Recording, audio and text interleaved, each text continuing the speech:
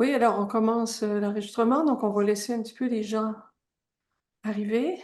Bonjour à toutes et tous. Bonjour Fabien, Jean-Marc. Alors, écoutez, on va commencer. Donc, nos autres participants vont se joindre par après. Donc, pour présenter notre invité d'aujourd'hui, Serge Bouchardon.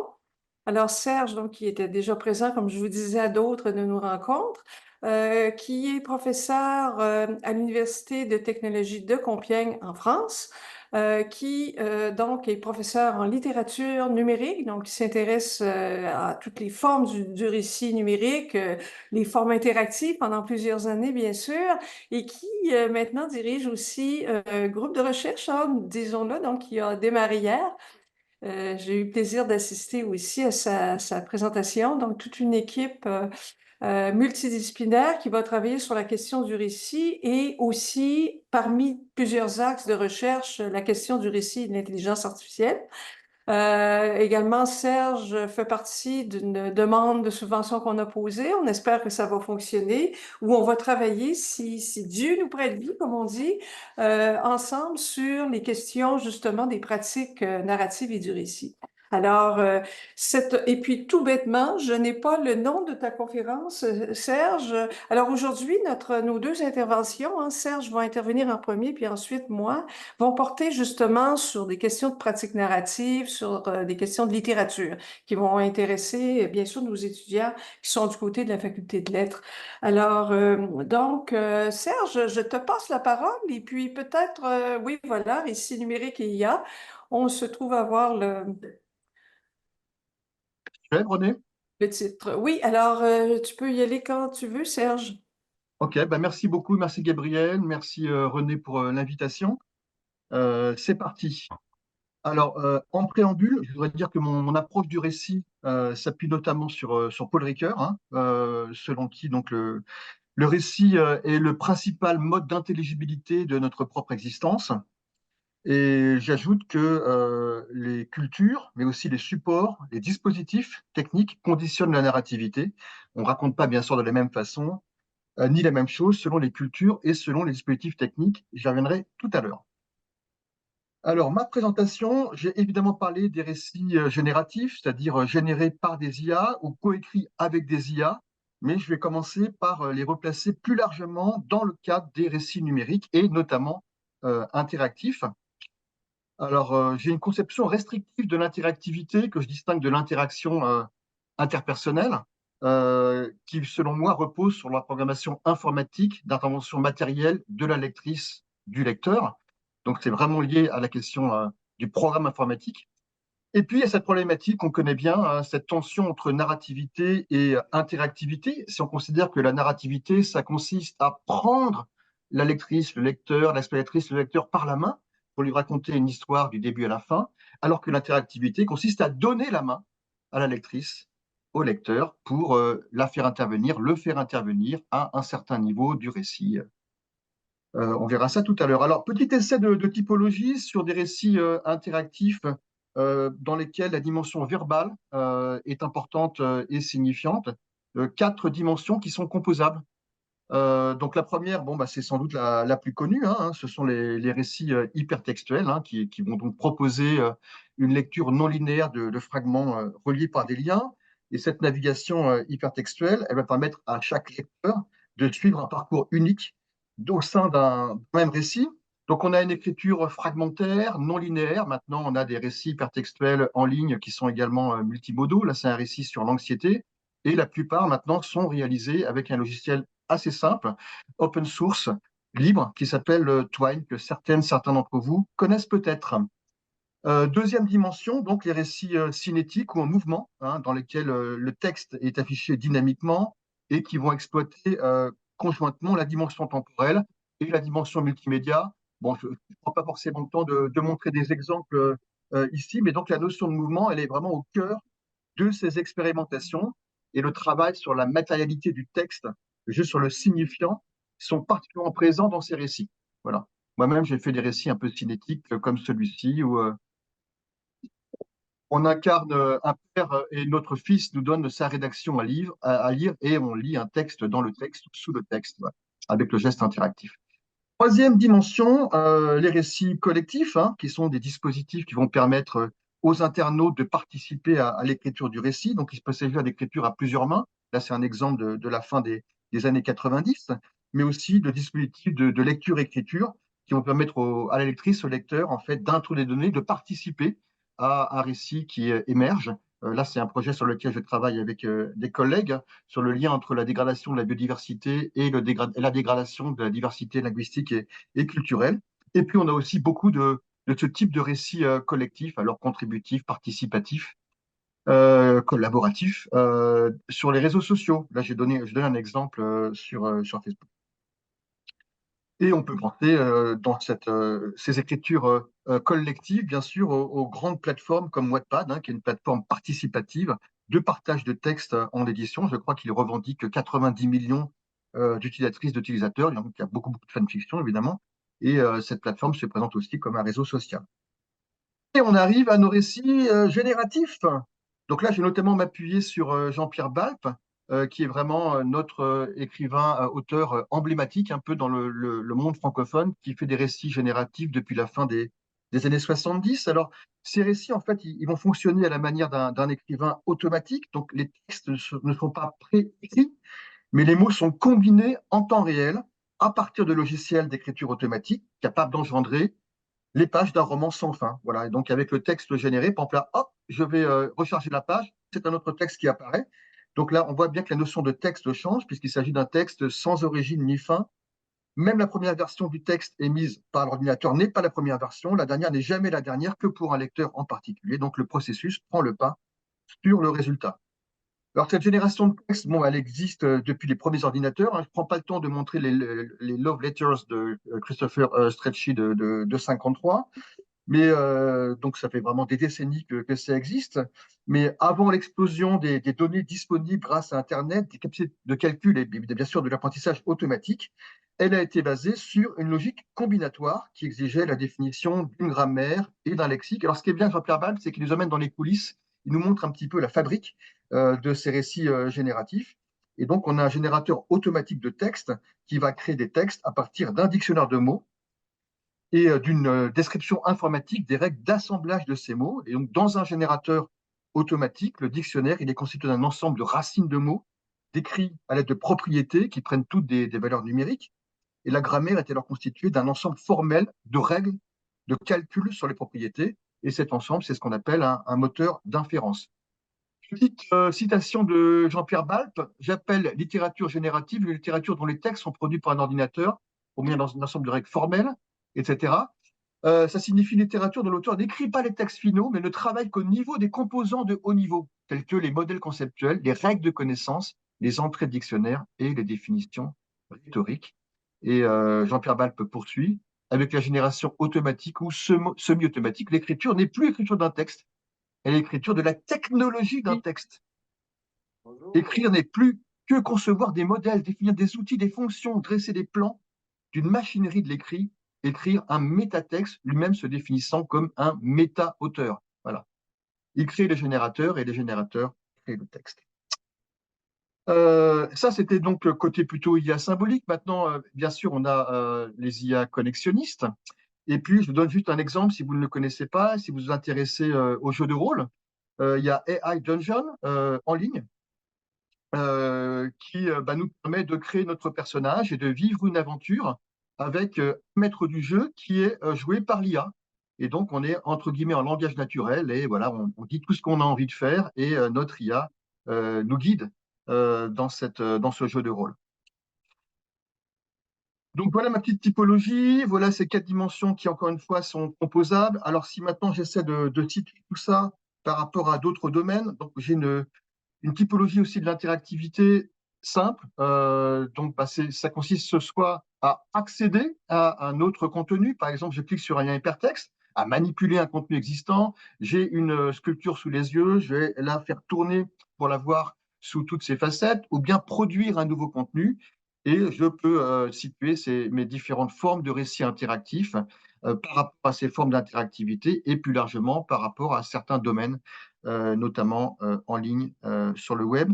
Et le récit génératif, ce qui est intéressant, c'est que en fait, là, on peut avoir vraiment les trois composantes, à la fois de l'accéder, du manipuler et du produire, pour l'autrice ou l'auteur, comme pour la lectrice ou le lecteur. Deuxième partie, donc sur les questions, les questionnements. Alors, j'ai mis l'accent sur l'écriture très fragmentaire, la non-linéarité systématisée, le rôle du lecteur ou de la lectrice dans la narration, la génération automatique de contenu, hein, l'écriture automatique. Mais est-ce que tout ça, finalement, c'est totalement nouveau, hein. Ne croyons pas que ces diverses tendances identifiées dans nos récits interactifs n'existaient pas avant dans le récit classique. Je vais donner quelques petits exemples. Je ne sais pas si vous connaissez composition numéro 1 de Marc Saporta en 62. Alors, il nous propose une pochette à l'intérieur de laquelle il y a 150 feuillets qui sont détachés. Et ce qu'il nous dit, c'est qu'il nous propose de battre comme un jeu de cartes et de lire le récit. Donc là, on a une combinatoire totalement généralisée, puisqu'on peut commencer par n'importe quel fragment, continuer par n'importe quel autre fragment, et ça réalisé sans ordinateur en 62. Concernant la génération automatique, Philibos notamment, j'ai mis un lien là sur la diapo, nous montre tous les précédents, notamment en littérature, de la combinatoire littéraire qui a fasciné les écrivaines, les écrivains depuis très longtemps. Il donne notamment l'exemple au XVe siècle de Jean Méchineau. À partir d'un poème de Biver, on peut obtenir plus de 43 000 litanies différentes. Ensuite, concernant le rôle du lecteur, connaissez-vous Si par un univers, un voyageur d'Italo Calvino 79? Sans doute que oui. Et donc là, Italo Calvino, ce qui est vraiment intéressant, c'est que il a tenté de faire du lecteur un personnage du livre, se livrant ainsi au jeu de la confusion personnage, narrateur, lecteur. Alors, je vais y aller pour vous lire le début. Tu vas commencer le nouveau roman d'Italo Calvino, Si par l'univers un voyageur, détends-toi, concentre-toi, etc., etc. Non, ce n'est pas la préface, c'est le début du roman.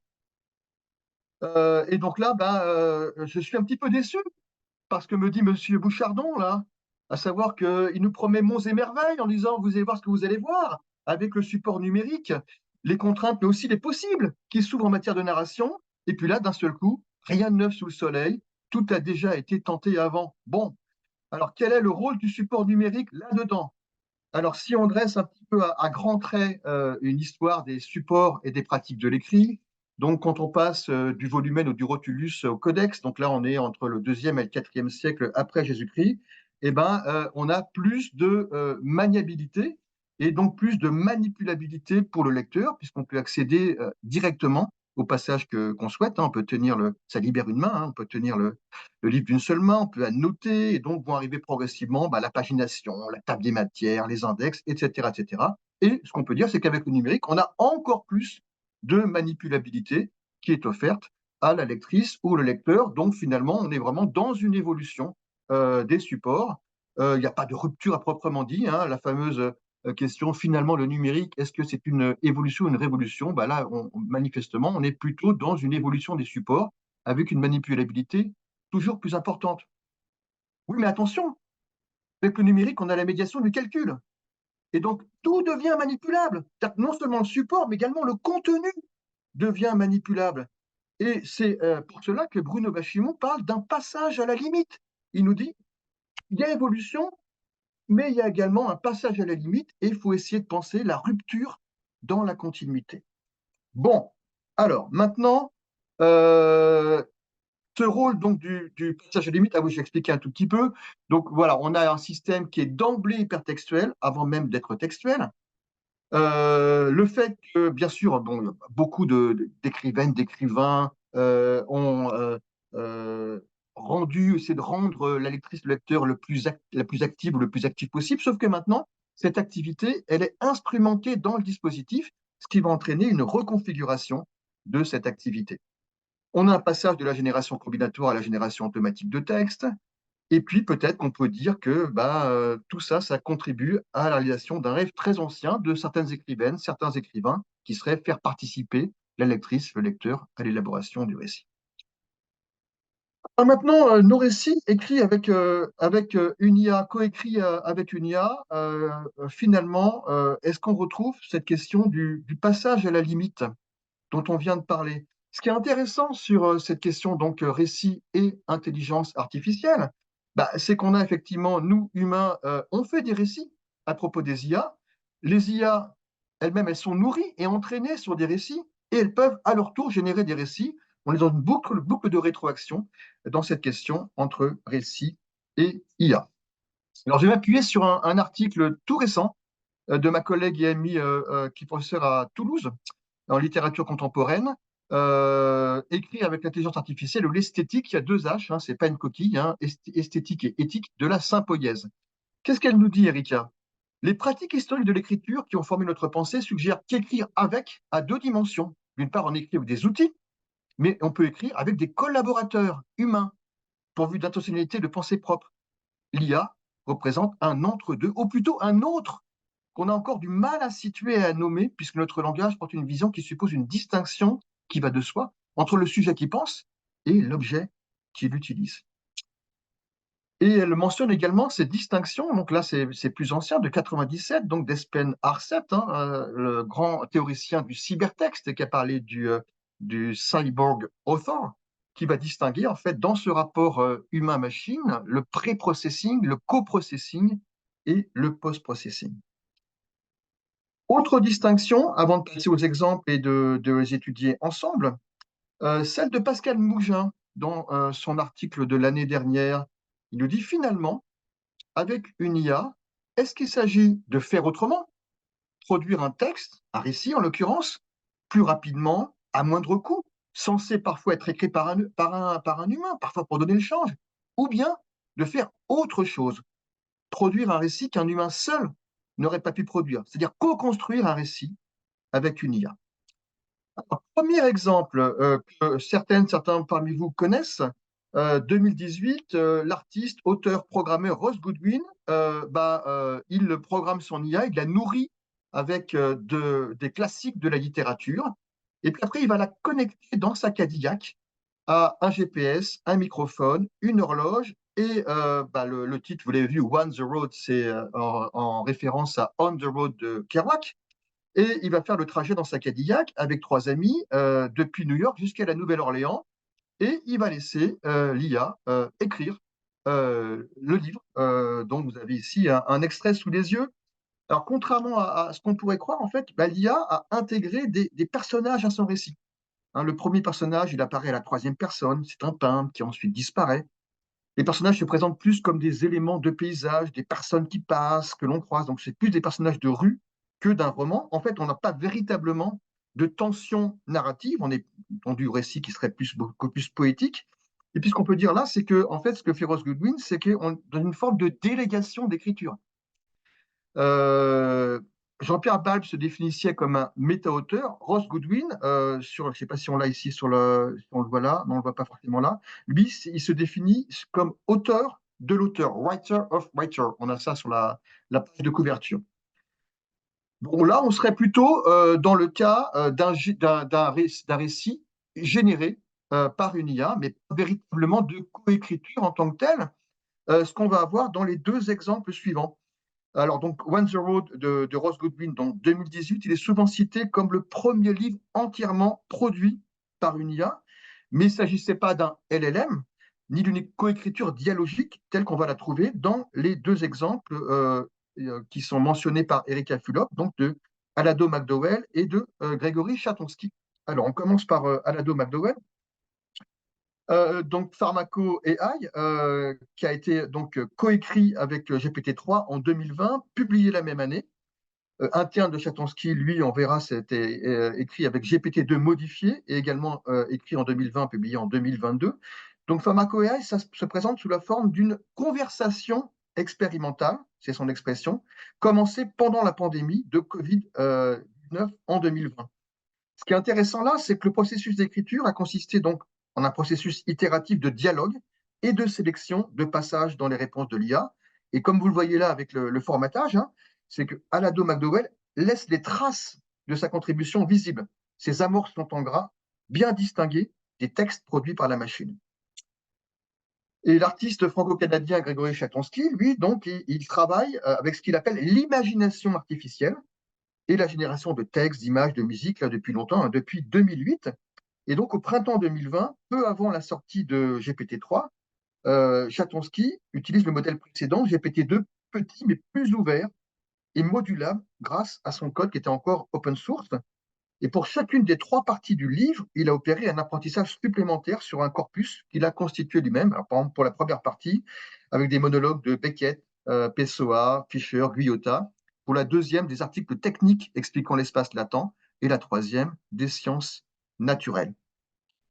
Je vous laisse lire tranquillement. Je ne sais pas si vous avez le temps de voir un petit peu de ce processus véritablement là de coécriture avec, l'IA. Et donc, dans ce récit, à la première personne du singulier, on va glisser d'une conscience qui semble humaine vers un langage qui se dit sans extériorité, sans accès au dehors. Cette expérience, nous dit Chatonsky, fut celle d'une codépendance différente de ce que les médias racontent de l'IA. Non pas deux autonomies qui s'affrontent, mais deux hétéronomies sensibles l'une à l'autre et dont la distance produit un décalage qui est l'écriture. Cette dernière fut la mise en contact perturbante entre deux agentivités. J'étais l'autre de la machine et la machine était mon autre. Avec un terme, j'ai pu éprouver une écriture hétéronome où l'auteur existe bel et bien, mais son écriture le déborde, ne lui appartient que partiellement. Alors donc avec donc ces deux exemples-là, qui interrogent donc tous les deux le rapport homme-machine dans le processus d'écriture, ce qui est intéressant, c'est que plutôt que de chercher à faire disparaître la trace d'étrangeté que peut laisser la machine sur l'écriture, qui est le but principal des usages qui sont purement instrumentaux, ces récits l'exploitent dans une démarche philosophique et esthétique qui va au cœur même des enjeux culturels, sociaux et écologiques actuels. Et Erika Fulop, elle propose le terme de sympoïèse, qui est inspiré de Beth Dempster, pour qualifier ce rapport homme-machine afin de dépasser la relation instrumentale à l'outil et l'anthropocentrisme attaché à la notion de co-création. Donc, cette démarche, elle appelle une esthétique de la sympoïèse pour souligner, c'est ce que j'ai mis ici, je la cite, l'enchevêtrement des perspectives éthiques et esthétiques et des agents organiques et synthétiques dans le processus d'écriture, ainsi que dans leurs produits.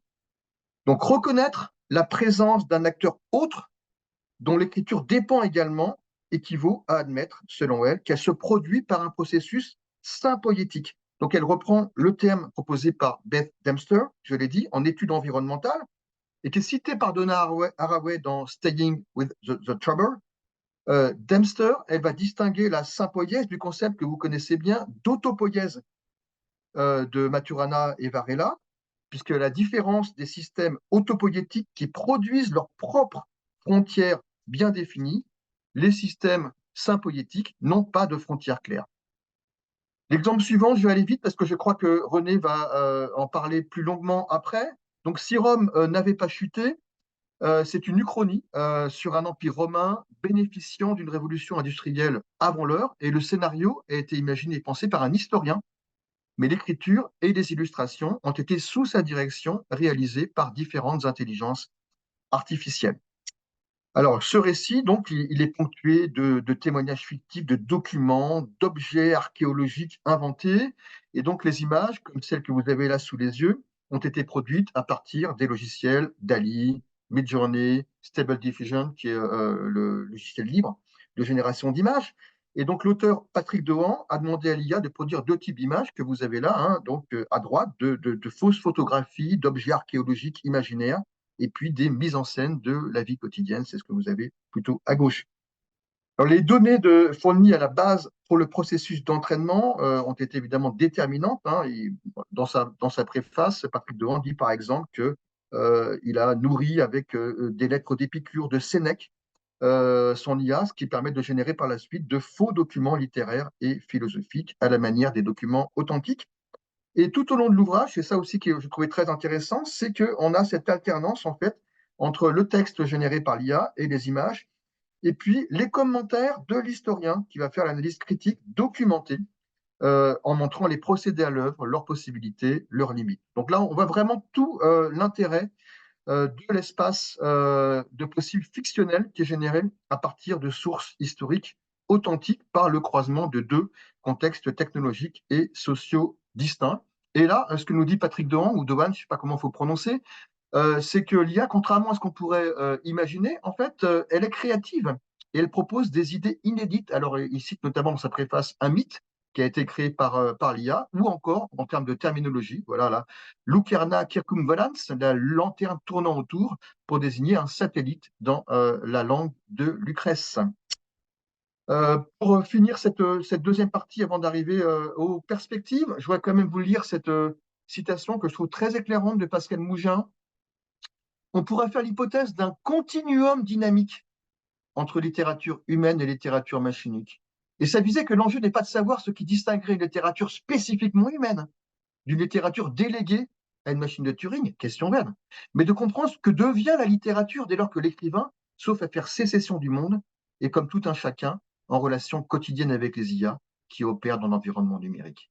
De même que l'appareil photo et la caméra ont changé les manières de voir et donc d'écrire, de même l'IA informe aujourd'hui la subjectivité humaine au point que l'écrivain, qu'il sollicite ou non l'IA, est d'ores et déjà un tant soit peu augmenté par les potentialités de celle-ci. Et petite citation de l'écrivain Aurélien Bélanger que je trouve savoureuse. Quand j'écris, c'est comme si je domestiquais ma propre intelligence artificielle. Et peu importe qu'elle soit dans mon cerveau ou dans un serveur. L'essentiel, après tout, c'est que nous nous entendions bien. Dernière partie, Gabriel, il me reste combien de temps?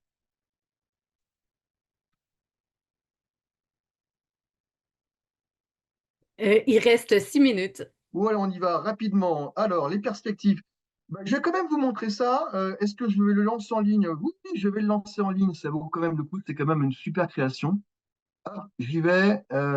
Lucette, c'est parti. Vous n'êtes pas gêné par la barre, là, ça va?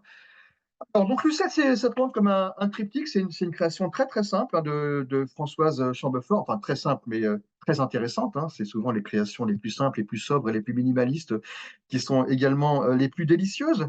Donc là, notre Lucette, c'est une femme âgée qui vit dans une grande solitude. Elle habite en face de la gare de Clichy-le-Valois, sur la ligne L du Transilien, en région parisienne. À gauche, vous avez les données, le flux de données en temps réel puisqu'il est 16h33 ici, 16h30 pardon, ici en France. Donc le prochain train qui va arriver est à 16h33. Et bah, selon les trains peuvent être en retard. Alors quand il y a une grève, c'est absolument dramatique pour Lucette qui devient totalement dépressive. Mais donc là, on a ce flux de données en temps réel qui va influer sur les pensées de Lucette qui vont être plus ou moins positives selon le temps d'attente jusqu'au prochain train. Et Lucette, elle croit que ces petits trains, là, avec leur nom, leur petit nom, en fait, ce sont des personnes qui viennent, des personnages qui viennent lui rendre visite. Et donc, elle raconte un peu sa vie tout en imaginant les dialogues qu'elle a avec ces personnages. Donc, dans quelle mesure est-ce que le récit de fiction peut s'appuyer sur un flux de données en temps réel?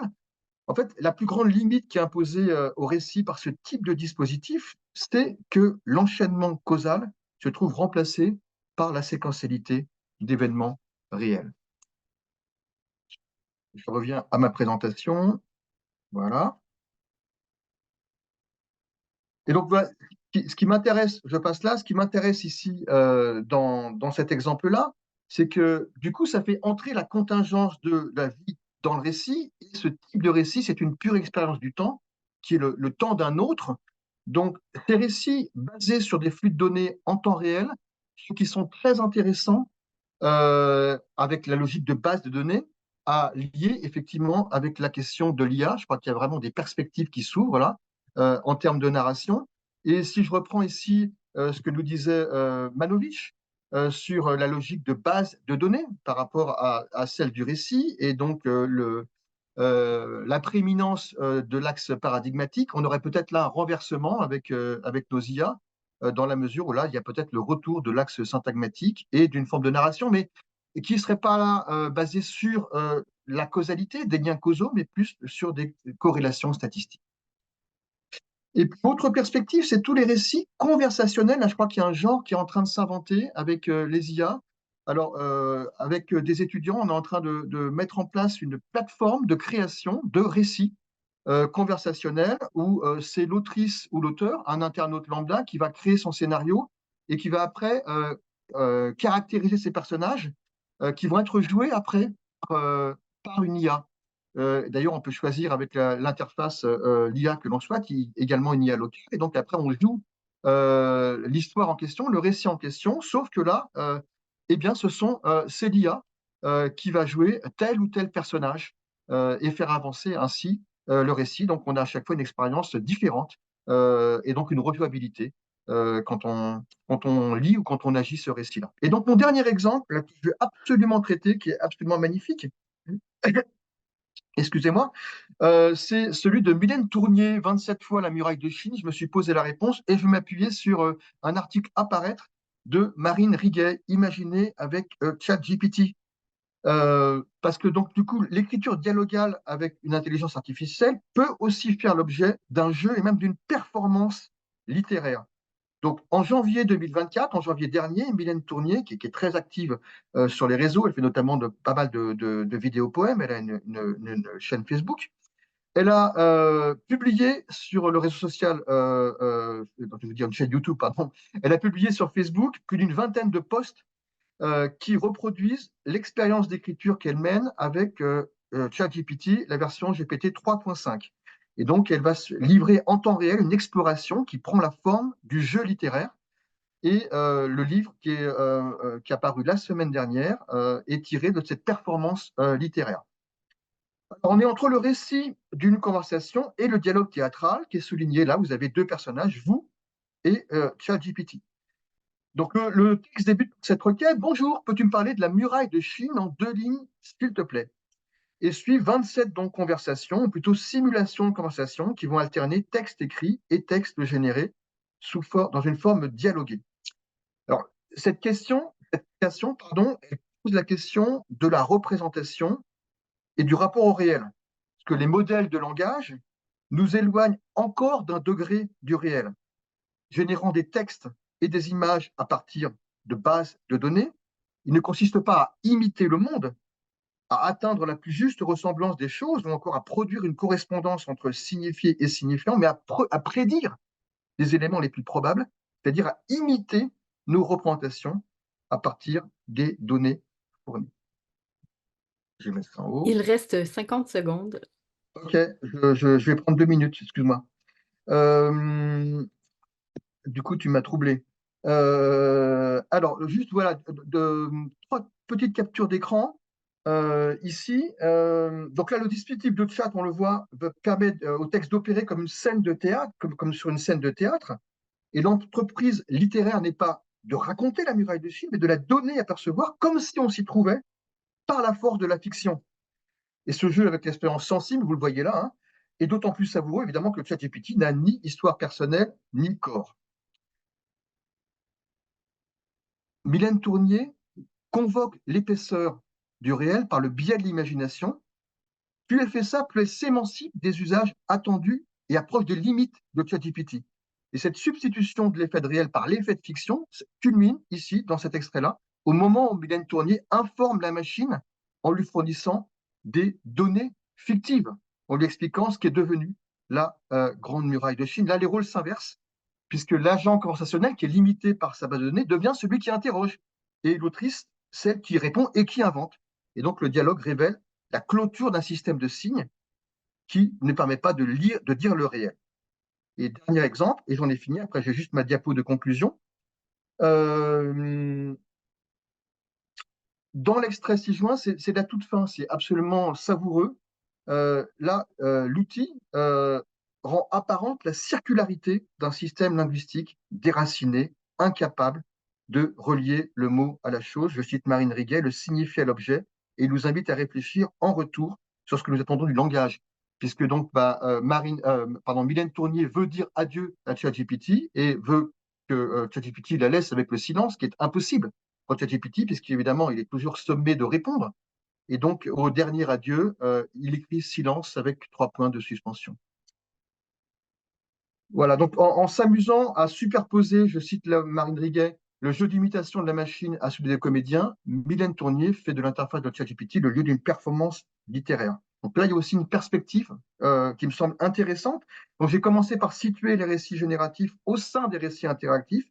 Et l'interactivité, ici, elle va concerner l'auteur, en l'occurrence l'autrice, et l'intelligence artificielle. Ouverture, dernière diapo. Donc, deux questions qui me travaillent. Dans quelle mesure une suite de caractères générés par un algorithme pourrait-elle être considérée comme un récit? Et est-ce qu'on peut parler de crise du récit dans la mesure où la production et l'adresse du sens ne sont pas ou ne sont plus le signe d'une altérité humaine?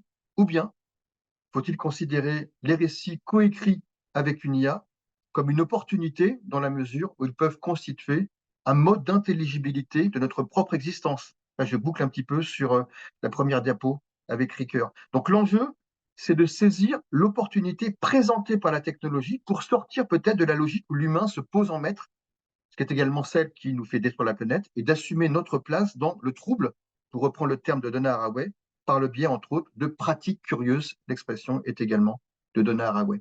Merci pour votre attention. Désolé d'avoir débordé un petit peu, Gabriel. Tout pardonné, Serge.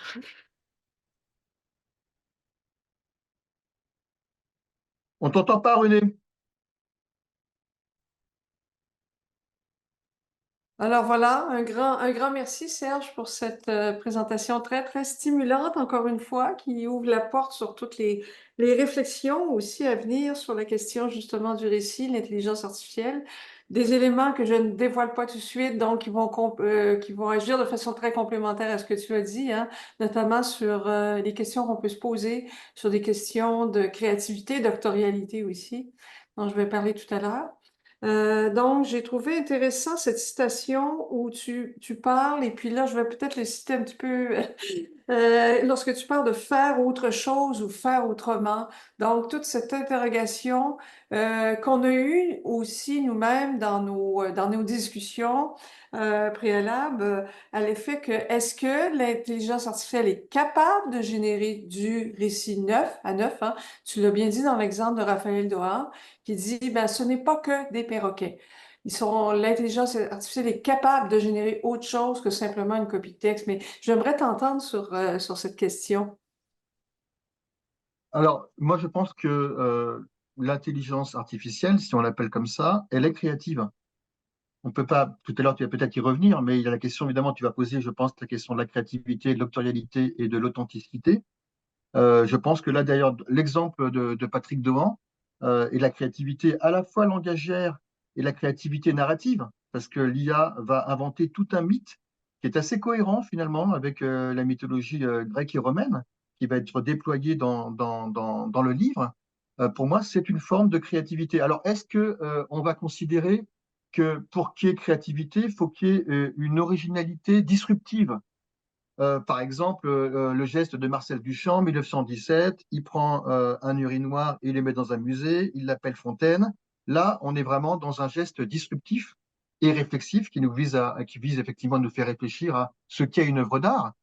Ça, je ne pense pas qu'une IA puisse faire ça, puisse produire ce type de geste disruptif qui n'aurait pas été fait ou qui aurait peu été fait avant, mais à partir d'une très très grande base de données, de son immense corpus, je pense qu'il y a une part de créativité. Il y a un exemple qui est donné, d'ailleurs je l'ai peut-être après, je vais essayer de le trouver assez vite, pardon, excusez-moi, je l'avais mis là.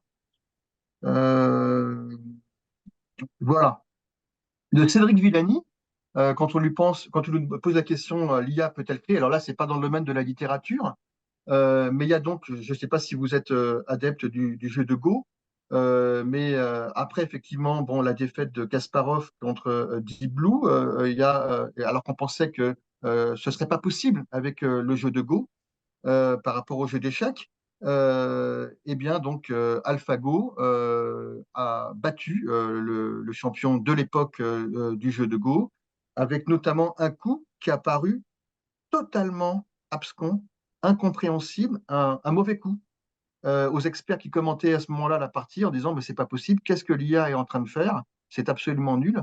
Et en fait, ça s'est avéré être un coup de génie. Et parmi les millions et les millions de parties qui avaient nourri l'IA de jeux de Go, ce coup n'avait jamais été joué. Voilà, pour moi, c'est aussi une forme de créativité, arriver à sortir ce coup-là, qui n'avait jamais été joué par aucun joueur, aucune joueuse de jeu de Go. Après, on peut effectivement revenir sur la définition de la créativité.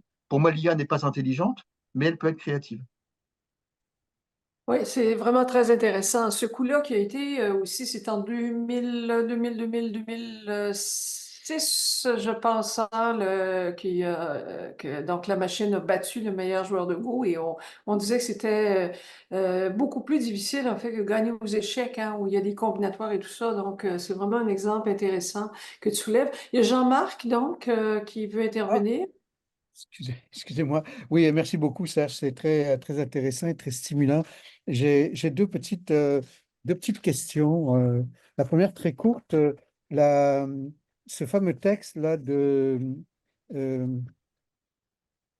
sur la muraille de Chine, là, je suis en train de le rechercher, là. Euh, Je te le remets, Jean-Marc. oui, c'est ça. C'est publié aux éditions théâtrales. Est-ce que tu sais, donc, petite question de détail là, de Mylène Tournier, est-ce que c'est aux éditions théâtrales? Est-ce que ça a fait l'objet d'une pièce de théâtre? Est-ce que c'est un spectacle? Ça, c'est ma première question. La deuxième question, euh, disons, plus sérieuse, plus importante, c'est cette idée que développe, je ne sais pas comment on dit, Erika Fulop, c'est ça, Fulop? Hum, hum. Oui. Euh, sur sur le concept de Saint-Poyez. Hum. Alors, je comprends bien le- je comprends bien l'utilité, mais jusqu'où ça va? C'est-à-dire que je me demande si par rapport à Autopoïès, par exemple, si Saint-Poïès, c'est pas tout simplement une façon d'indifférencier ce qu'on appelait autrefois le sujet et l'objet, par exemple.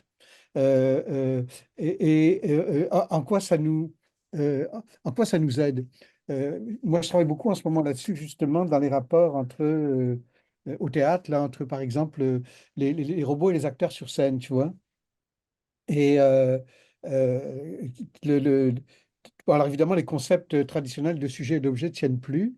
Euh, Même d'animé et d'inanimé ne tiennent plus non plus, mais euh, on ne peut pas basculer non plus dans une espèce d'indifférenciation généralisée où les éléments perdent des caractéristiques distinctives qui restent fondamentales.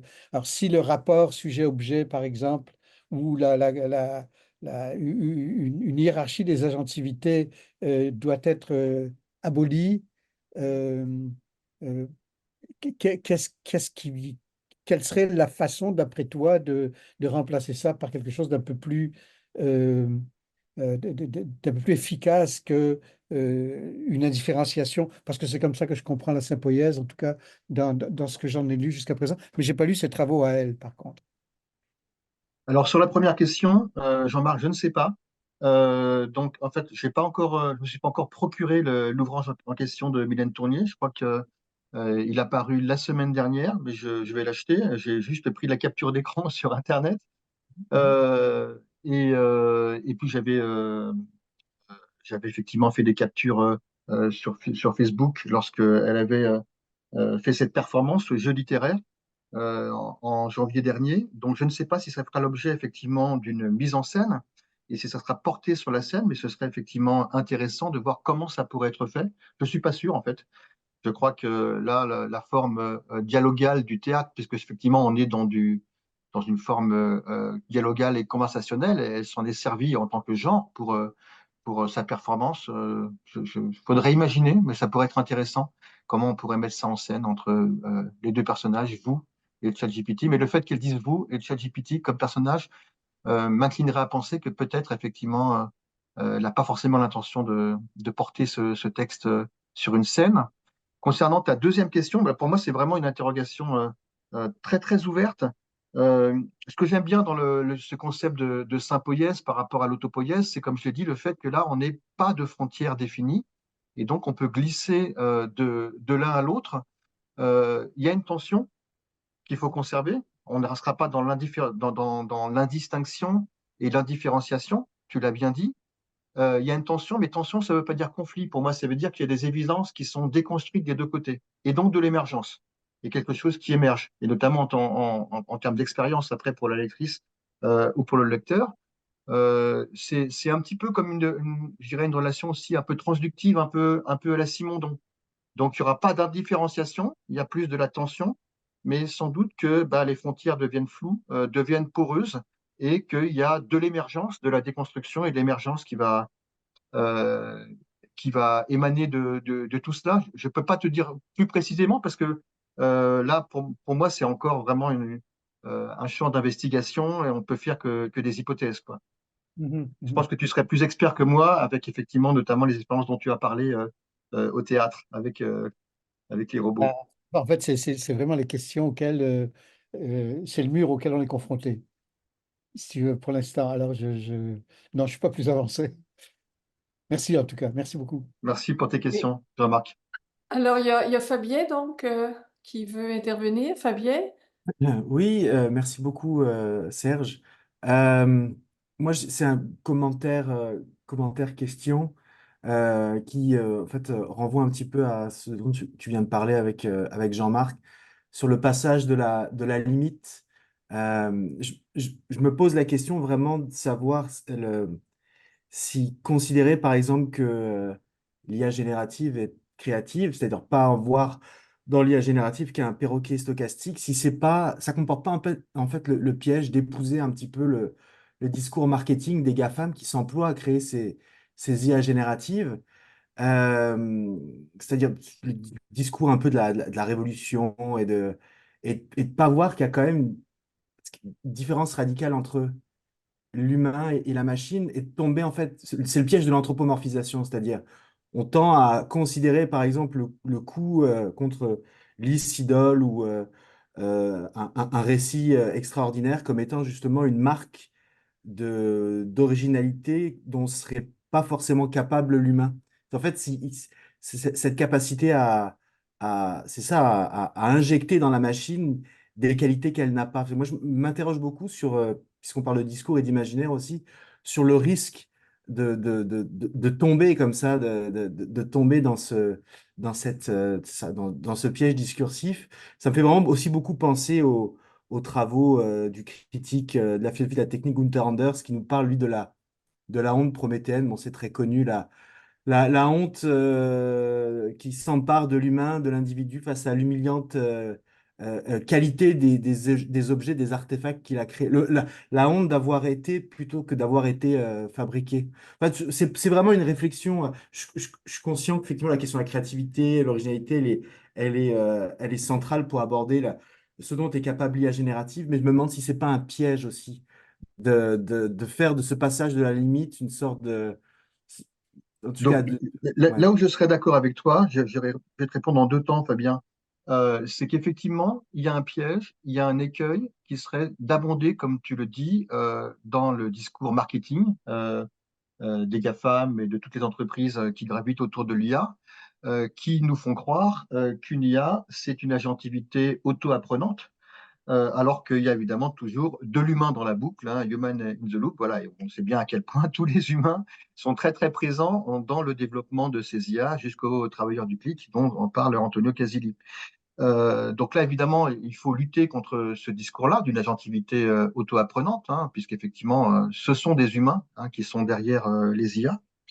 Et puis, deuxième point, deuxième temps, le fait de dire qu'une IA peut être créative, tout de suite, j'ai ajouté, mais elle n'est pas intelligente. Une IA est absolument bête. La machine est bête. La machine, voilà, il n'y a pas de sens dans la machine, hein, on sait très bien. Hein, voilà, ce ne sont que des prédictions sur des statistiques. Il n'y a aucun sens, aucune sémantique, aucune intelligence. Donc, si on considère, je ne sais pas si vous avez lu le livre de Luc Julia qui s'appelle L'intelligence artificielle n'existe pas de 2019, bah, ce qu'il nous dit, lui, voilà, il va définir l'intelligence comme la capacité à casser les règles, à s'intéresser à ce qui est différent, à ce qu'on ne connaît pas. Il nous dit, pour moi, être intelligent, c'est avoir de la curiosité, des curiosités. Bon, bah, évidemment, là, une IA n'a aucune curiosité. Et d'ailleurs, à l'expression intelligence artificielle, il préfère l'appellation intelligence augmentée, qui exprime mieux, selon lui, le fait qu'elle soit conçue pour améliorer, stimuler, non pas simuler, mais stimuler notre intelligence humaine plutôt que de la remplacer. L'humain reste à l'instar du vivant, ce qui peut s'adapter à un contexte, inventer du nouveau. L'humain a un corps et une histoire, ce que n'a pas du tout l'IA. Donc oui, l'IA peut être créative, mais en aucune manière, elle peut être intelligente à la manière d'un humain. Donc voilà, là, je pose encore une limite là. Il y a un passage à la limite, il y a une limite aussi qui pour moi reste très prégnante. Voilà. Merci, Serge. Ça touche un peu le propos que je vais tenir tout à l'heure et je vais revenir à ce que disait Alan Turing en 1950, hein, donc au tout début, hein, lorsqu'il parlait dans son fameux texte sur le jeu de l'imitation, qu'il ne s'agit pas d'intelligence, mais d'apparence d'intelligence.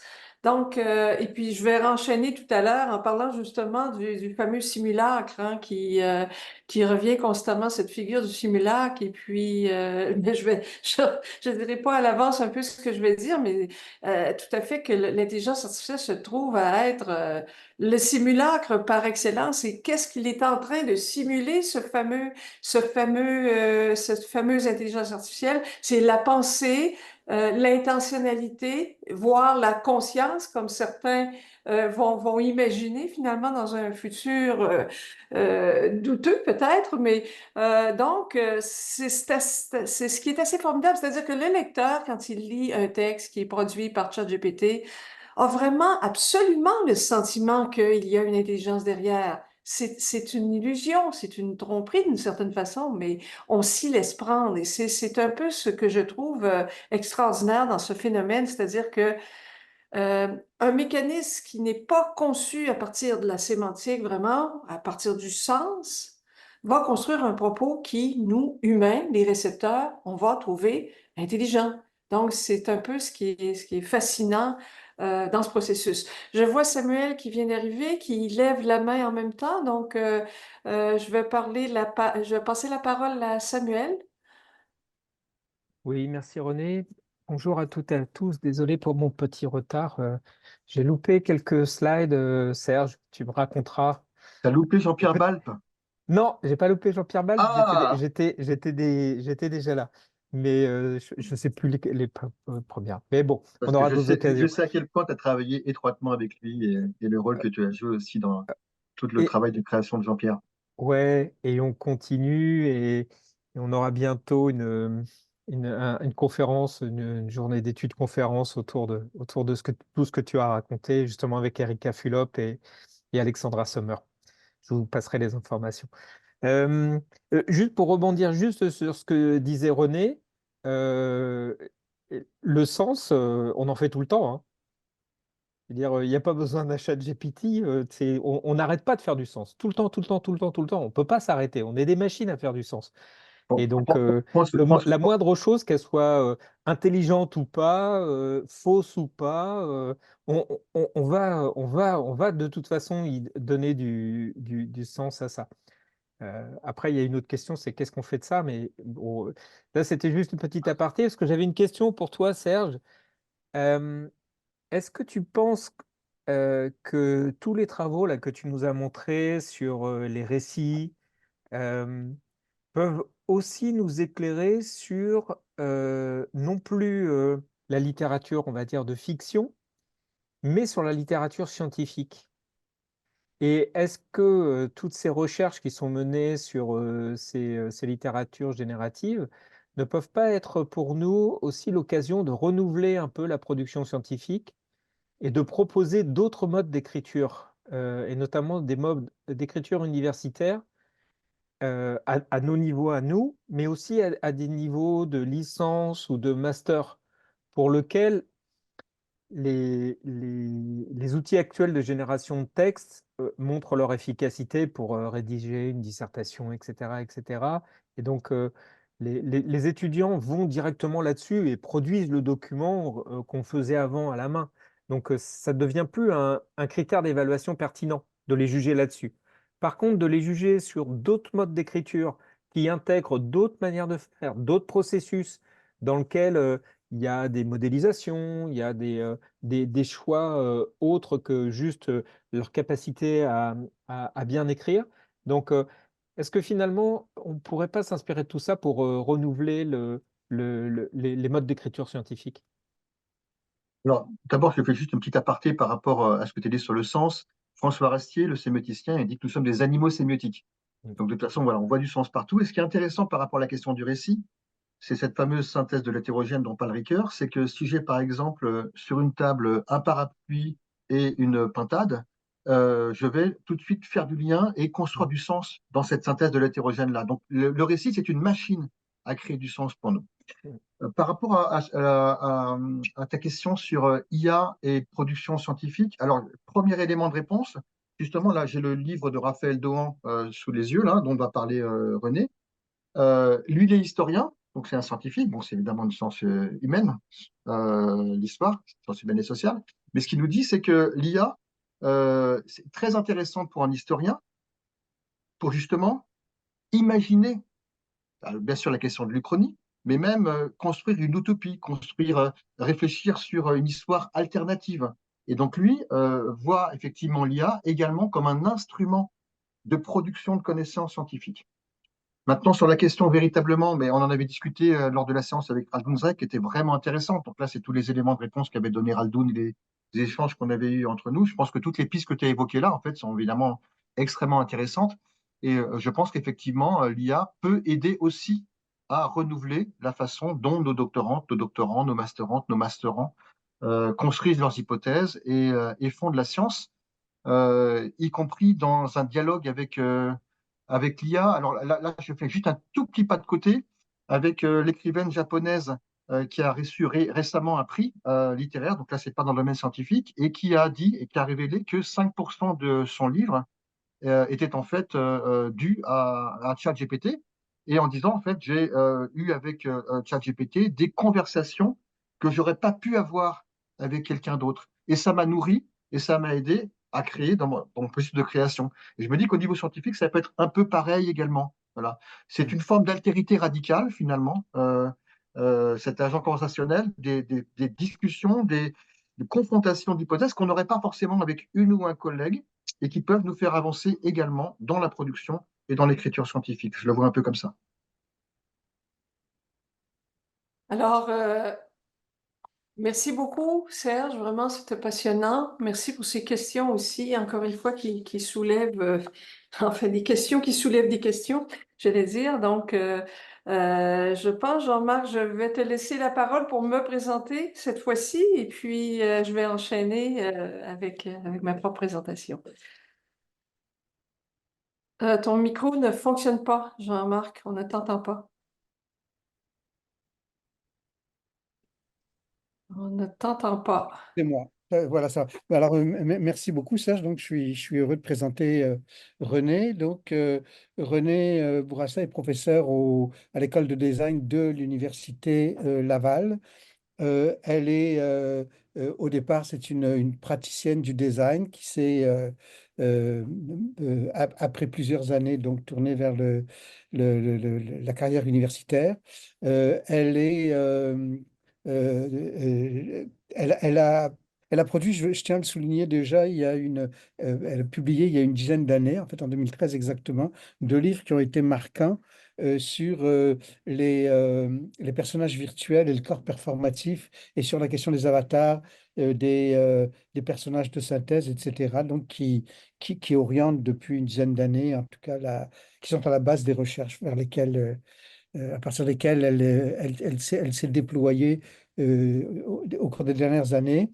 Elle est membre fondatrice du groupe sur les arts trompeurs, qui est un groupe international qu'on a fondé dans les années, au milieu des années 2010 et qui a donné naissance au groupe actuel Arcane qu'on a créé à la juste avant la pandémie, en fait, à la fin des années 2010. Et elle est également auteure d'un livre, le livre en contexte numérique, qui est paru maintenant, et donc travaille beaucoup sur tout ce qui est édition numérique, et évidemment le cœur de nos réflexions actuelles, c'est-à-dire la notion de tromperie, les dynamiques de tromperie, aussi bien dans les arts que dans l'écosystème socio-numérique. Donc, je te laisse la parole, René. Merci. Alors, est-ce que ce serait, donc je regarde si je peux avoir le partage d'écran? Oui. Donc, est-ce que vous voyez mon écran? Oui, Oui. Alors, il y a certainement des éléments dont je vais parler qui vont résonner avec ce que Serge vient de parler, dont notamment l'exemple de Raphaël Dohan que je vais aussi commenter. Donc, les dispositifs narratifs, les agents conversationnels qui sont issus de l'IA générative relèvent du machine learning et des larges modèles de langage, comme on sait, les VML, qui ont investi tous les domaines artistiques. Donc, on en parle évidemment depuis le début du séminaire, donc qui multiplient les puissances du faux. Donc, je vais faire ces relations avec les puissances du faux et l'intelligence artificielle dans cette communication. Et j'aimerais rappeler donc que cette réflexion s'inscrit donc dans cette étude qui porte sur ce que nous avons appelé les arts trompeurs. Donc, Jean-Marc vient d'en parler. Donc, ces dispositifs artistiques qui relèvent de l'illusionnisme, capables de tromper le sens et les sens. Donc, ici, on va voir que les algorithmes génératifs sont les héritiers donc d'une longue filiation intermédiaire avec les figures du simulacre et de l'automate en sollicitant les puissances du faux, une série culturelle qui traverse l'histoire. Donc, cette série culturelle se déploie depuis le riche imaginaire de la statue vivante, les mécanismes des ingénieurs d'Alexandrie, les corps-machines de Descartes, jusqu'à la robotique, la figure du cyborg, le corps de synthèse et désormais les deepfakes et les agents conversationnels de l'IA. Donc, on voit une filiation entre ces différentes formes de représentation des automates. Ici, c'est une image, je le souligne, Maxime n'est pas là aujourd'hui, mais que j'ai produit avec Maxime en lui demandant, avec un certain travail avec les prompts, de nous produire un automate. Alors, ce que vous voyez, c'est la fameuse Francine de Descartes. On a demandé à l'intelligence artificielle de nous produire une représentation de la Francine de Descartes, comme vous savez, qui est l'automate imaginé par Descartes il y a bien des siècles, en fait. Qui a été produit avec Midjourney. Donc, on voit encore une fois le réalisme de la représentation dans cette image. Alors, donc, l'IA générative, et on le voit, peut créer de puissants simulacres qui vont tromper à la fois le sens et les sens. Dans notre groupe de recherche Arcane, en situant ces objets de recherche de façon intermédiaire, on va examiner les va-et-vient historiques entre ces simulations de dernière génération et leur filiation culturelle. Donc, ces produits de Midjourney, par exemple, qui s'associent à une filiation qui remonte à des siècles en arrière. Et dans cette lignée qui va traverser l'histoire de l'illusionnisme, les stratégies de tromperie sont pratiquées de manière volontaire et consentie pour le plus grand plaisir des spectateurs. Autrement dit, la satisfaction esthétique naît du plaisir d'être trompé. Et on verra un peu plus loin que ce n'est pas le cas de tous les usages, bien entendu, de l'intelligence artificielle. Alors, dans l'Antiquité, les ingénieurs d'Alexandrie mettaient en scène différents dispositifs d'illusion ou de tromperie afin de soutenir des régimes de croyances religieuses. Par des mécanismes savamment dissimulés à l'intérieur des statues, par exemple, les simulacres dans les temples grecs pouvaient faire croire à l'incarnation vivante du dieu dans l'artefact en suscitant un effet de présence efficace. Donc, en révélant la profondeur anthropologique de la figure du simulacre, ces figures naissent d'un désir sans cesse remédiatisé de simuler le vivant en rejouant le motif de l'incarnation. Rappelons donc que le terme automate vient du grec ancien automatos, qui signifie donc agir de sa propre volonté, étant dirigé de l'intérieur ou capable de s'animer par lui-même. C'est une machine philosophique, donc l'automate, qui hérite du problème des rapports du corps et de l'esprit, qui circule donc depuis Platon jusqu'à Descartes, puis à l'intelligence artificielle.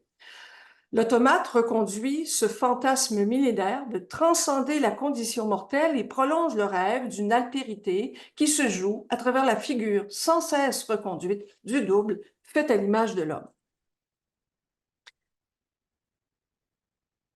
Donc, ces simulacres, et je pense que j'ai débordé un peu, Ces simulacres relèvent de la magicalité, soit cette opacité étrange qui masque la médiation tout en soulignant qu'elle existe. Et ce sont des propos, et j'emprunte un peu à la réflexion de Jean-Marc Laru justement sur cette question. Et comme le disait donc l'écrivain de science-fiction Arthur C. Clarke, toute technologie suffisamment avancée ne se distingue pas de la magie.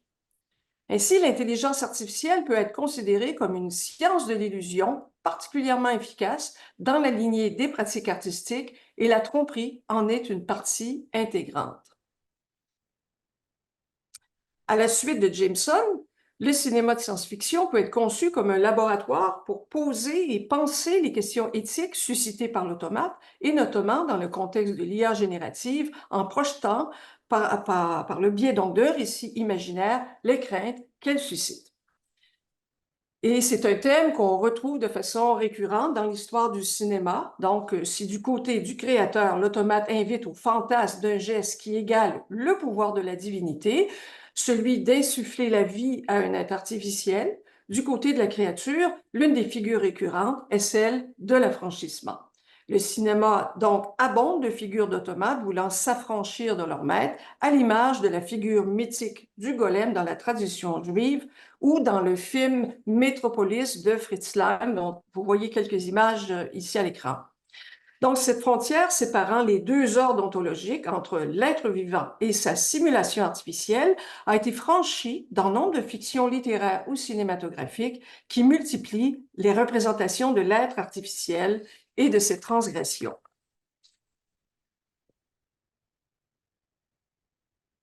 Par exemple, ce motif va s'incarner dans le film Blade Runner, alors que les réplicants, ces êtres artificiels dotés de conscience et d'intentionnalité, ne se distinguent plus des êtres humains dans leur apparence et sont condamnés à extraire des minéraux sur d'autres planètes que la Terre. Donc, cette figure de la révolte, de l'affranchissement. Dès lors, le but de la machine est de se libérer de sa servitude en menaçant en retour son créateur. Dans la série Matrix, la révolte des machines inverse leurs conditions d'esclavage en conduisant à l'asservissement des humains perdus dans une réalité virtuelle où se brûlent les corps qui les séparent de leur créature. Pour Jean Baudrillard, dont s'est inspiré les auteurs de Matrix, les puissances d'illusion du simulacre constituent une menace au réel, car elles se jouent sur sa frontière même en mettant en cause la différence entre l'authentique et la forgerie. Si l'IA est capable de produire des récits, elle apparaît également en tant que protagoniste dans les récits. Les motifs du transhumanisme ou du mind uploading qui prolifèrent dans le genre de science-fiction problématisent plusieurs enjeux identitaires et éthiques fondamentaux que soulève la figure de l'automate lorsqu'elle est croisée avec les recherches en intelligence artificielle. Par exemple, celui des manipulations de la fonction biologique et corporelle de la mémoire, confrontée à son implantation dans un être artificiel et des abus qui pourraient en résulter. La science-fiction anticipe les promesses et les utopies de l'intelligence artificielle générale, donc on distingue de l'intelligence artificielle restreinte qui est celle qu'on a aujourd'hui. Donc, cette intelligence artificielle générale qui se trouve être le saint graal de la recherche en IA, en les positionnant souvent dans des versions dystopiques qui reflètent ces craintes et ces angoisses suscitées par ces dispositifs, allant jusqu'à une anxiété existentielle pour l'humanité. Alors, je vais faire jouer un extrait du film Transcendance que vous connaissez probablement tous de Psy Serre. Je demande d'accueillir mon partenaire en sciences et dans la vie, le docteur Will Caster. La voie de la construction d'une intelligence artificielle passe par l'élucidation des plus grands secrets de l'univers. Imaginez une machine capable d'éprouver toute la gamme des émotions humaines. Sa capacité d'analyse sera supérieure à la somme de toutes les intelligences de tous les individus, de toute l'histoire du monde. Certains chercheurs appellent ça la singularité. Professeur? Moi, je parle de transcendance. Alors, je vais arrêter ici l'extrait. Donc, ces questions qui semblent relever effectivement de l'utopie, on sait qu'elles sont reprises de façon très concrète dans les discours de certains chantres des technosciences, des GAFA, mais dont notamment Elon Musk, ou encore Kurzweil, qui a été engagé par Google pour travailler sur cette fameuse question de l'immortalité numérique, donc qui est plus qu'un fantasme pour l'esprit de certains autour de cette utopie de l'intelligence artificielle générale. Attendez un instant, qu'est-ce qui se passe? Oui, alors je vais reprendre un exemple que je vous avais montré il y a quelques séances qui montre un petit peu dans quel état on se retrouve justement au niveau des puissances du faux à travers les deepfakes, donc l'acteur Morgan Freeman. I am not Morgan Freeman. What you see is not real. Well, at least in contemporary terms, it is not. What if I were to tell you that I'm not even a human being? Would you believe me? What is your perception of reality? Is it the ability to capture, process, and make sense of the information our senses receive? If you can see, hear, taste, or smell something, does that make it real?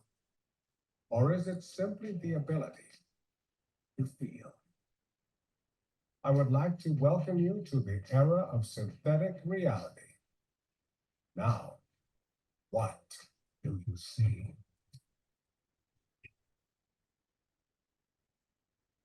Alors, je vais couper comme ça pour donner un autre extrait justement où on voit le making-of, hein, comment cette représentation a été faite à partir d'un ce qu'on appelle un swap en anglais, donc d'un acteur réel qui prend ce rôle et qui est représenté par une image produite par intelligence artificielle. Donc, je vais faire juste un petit extrait ici. I am not Morgan Freeman. What you see is not real. Well, at least in contemporary terms, it is not. What if I were to tell you that I'm not even a human being? Would you believe me? What is your perception of reality? Is it the ability to capture, process, and make sense of the information our senses receive? If you can see, hear, taste, or smell something, does that make it real? Alors, je vais arrêter ici. Donc, on voit le processus, encore une fois, on a presque envie de dire le truc derrière cette représentation. Donc, je vais aborder une autre question maintenant qui touche justement ce qu'on a discuté tout à l'heure, cette fameuse question de la créativité et des médias génératifs, donc de l'intelligence artificielle, qui vont susciter une remise en question des processus même de la génération du sens et de la créativité, ce qu'on discutait tout à l'heure, en ramenant à l'avant-scène les questions fondamentales. Qu'est-ce que la créativité? Quel est le rôle de l'intuition dans les processus créatifs? Une machine est-elle capable d'intuition, d'innovation et d'originalité, hein, des critères de la créativité qui ont été posés notamment par Margaret Bowden dans ses études, c'est une psychologue donc anglaise qui, dans son étude de la créativité, ou se contente-t-elle donc du jeu d'imitation dans la foulée du test de Turing, et comment les collaborations entre humains et machines transforment-elles les méthodologies créatives? Alors, j'aimerais faire appel donc à Simon Lindgren, qui définit la combinaison humain-machine propre à l'IA comme des assemblages, soit un appareil complexe de technologies, d'humains, d'idées, d'imaginaire et de forces d'action sociale en interaction constante. Le concept d'assemblage, donc, qui emprunte également à Deleuze, permet de penser les outils technologiques comme des agents collectifs d'énonciation et d'actes, des composantes hétérogènes qui sont liées ensemble. Et je renvoie aussi à la définition du récit posée par Ricoeur, comme Serge nous en a parlé tout à l'heure. Donc, l'IA n'est pas seulement une technologie, mais un système social, un assemblage humain-machine, porteur de narrativité, de subjectivité, d'idéologie et de vision du monde que reflètent les œuvres artistiques et les discours dans l'espace social. Donc, dans la créativité générative, l'humain et le non-humain partagent le pouvoir d'agir dans l'acte créatif. Ils deviennent partenaires de la création en associant leurs forces respectives.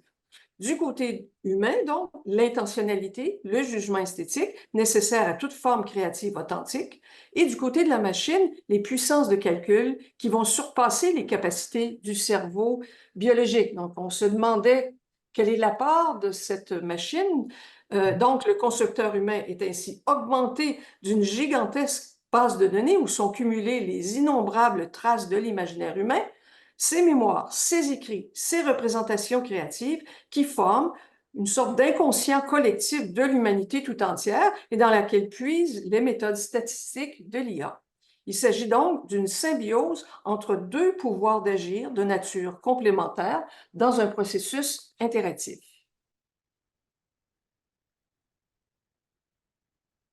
Donc, les méthodologies créatives qui en découlent mettent en cause la relation entre imitation, innovation et cette notion d'originalité. Si certains prétendent que la machine est incapable par elle-même d'un acte créateur authentique, car dépourvue d'intentionnalité et de jugement esthétique, rappelons que les procédés humains de création ne se font pas ex nihilo, mais qu'ils procèdent souvent d'un long apprentissage imitatif et que certaines pratiques artistiques récentes valorisent le remixage, soit le recyclage des créations artistiques antérieures.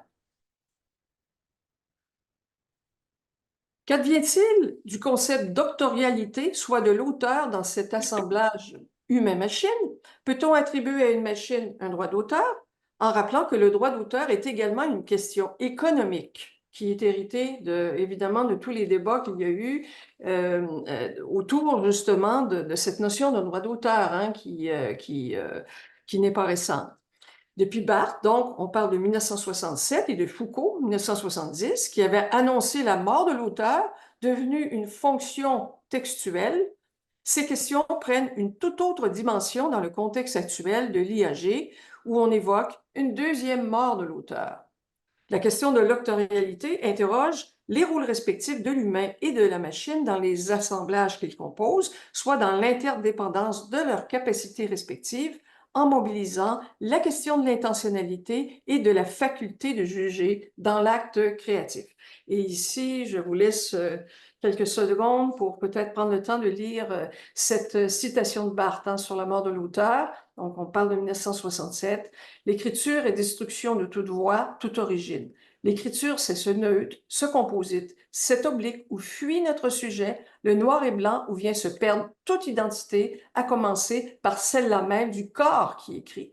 Dès qu'un fait est raconté à des fins intransitives et non plus pour agir directement sur le réel, c'est-à-dire hors de toute fonction autre que l'exercice même du symbole, ce décrochage se produit, la voix perd son origine, l'auteur entre dans sa propre mort, l'écriture commence. Donc, on peut examiner ces questions à la lumière de la perspective théorique des nouveaux matérialistes qui traversent les sciences humaines et sociales. Un courant philosophique qui met en question l'anthropocentrisme et la place de l'humain dans l'écosystème biologique, tout comme les dichotomies entre nature et culture ou entre matière et l'esprit tel qu'on la retrouve chez Descartes. En suivant ce paradigme, l'humain n'est plus considéré comme une entité exceptionnelle dans un univers mis à sa disposition, un univers auquel il serait extérieur par sa condition même, mais il fait partie de cet univers dont il est une composante parmi d'autres qui, elles aussi, ont également et d'elles-mêmes un pouvoir agissant.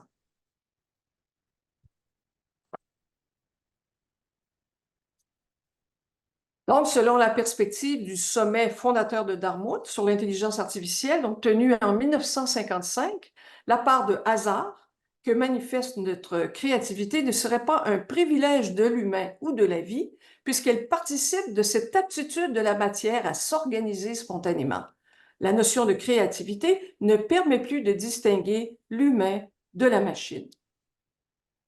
Cette perspective s'oppose aux conceptions religieuses qui ont traversé l'histoire culturelle de l'Occident depuis l'époque médiévale, alors que l'acte créatif était l'apanage exclusif de Dieu. Par la suite, à partir de la période moderne, cette conception du créateur a été transférée à l'humain et s'est poursuivie dans le mythe romantique du génie créateur au 19e siècle. Alors, selon le paradigme des nouveaux matérialistes, on peut considérer le surgissement extraordinaire de la vie et de ses formes proliférantes comme un pouvoir créatif émergeant de lui-même de façon autonome dans la matérialité même. En éliminant donc l'hypothèse Dieu, Il s'agit alors d'un processus créatif sans sujet qui nous renvoie à la mise en question de la notion d'auteur, donc comme Barthes et Foucault nous l'ont premièrement présenté.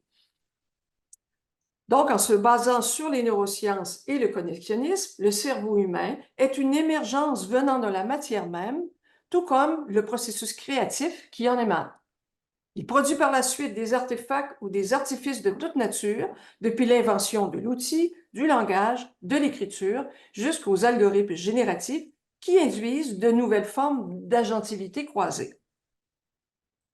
Alors, ici, je vais prendre cet exemple. Donc, Serge nous l'a présenté tout à l'heure. Je reviens avec cette présentation, comme il nous l'a très bien présenté, qui est une uchronie, hein, qui donc s'est alimentée notamment d'une filiation des automates pour créer dans Si Rome n'avait pas chuté, à partir de GPT-3, une fiction qui va exemplifier le processus créatif qui se déroule entre le concepteur humain et la machine.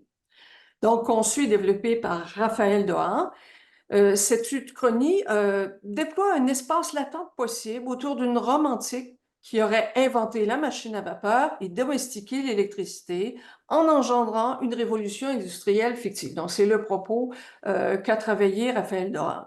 À partir des données d'entraînement qui sont fournies par le concepteur humain, ainsi que des prompts, donc des instructions, le dispositif a imaginé une version alternative décrite dans ses moindres détails. Le récit est ponctué de témoignages fictifs, de documents, d'objets archéologiques inventés qui sont présentés dans le dispositif narratif comme des objets archéologiques d'une exposition muséale. Donc, le récit amalgame deux époques de façon inventive en reliant le foisonnement d'expérimentation technique et les premiers essais d'automatisation de l'Orient méditerranéen avec l'ère industrielle du 19e siècle, projetée de façon fictive sur l'Antiquité. L'auteur imagine les conséquences que les inventions issues des ingénieurs de l'époque auraient causées dans la société romaine antique, depuis l'évolution des systèmes politiques jusqu'à la place de la femme dans la société, en passant par les religions, les mentalités, les philosophies qui auraient été transformées par les technologies. Donc, en plus de générer les textes fictionnels basés sur une extrapolation fictive de données historiques probantes, l'IA a produit une série d'images étonnantes pour déployer un imaginaire qui vont croiser des représentations de la Rome antique, des lieux, des personnages, des artefacts et une esthétique machinique inspirée de la révolution industrielle du 19e siècle. Donc, comme Serge nous l'a dit, ces images ont été produites à partir de DALL-E, Midjourney, Stable Diffusion, donc, comme on le sait, qui fonctionnent à partir d'instructions verbales, du résultat souhaité et d'un paramétrage. Le concepteur humain a demandé à l'IA de produire deux types d'images. La première forge de fausses photographies d'objets archéologiques imaginaires, que ce soit des statues, des fresques, des mosaïques ou des arbres.